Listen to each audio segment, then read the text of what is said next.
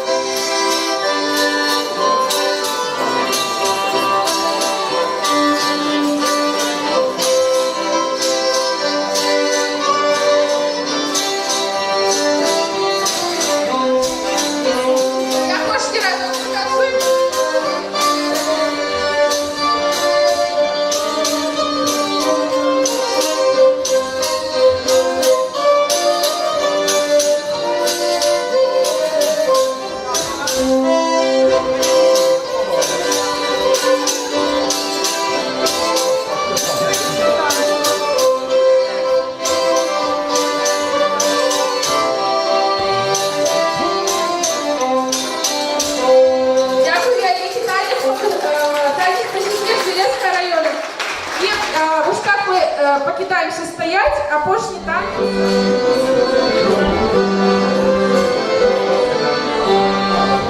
Один, два, три, пошли. Центр, руку к себе. Левая. Центр, руку к себе. Назад. Один, два, три, четыре. Центр, руку к себе. Поворот девчины. Правая плечико.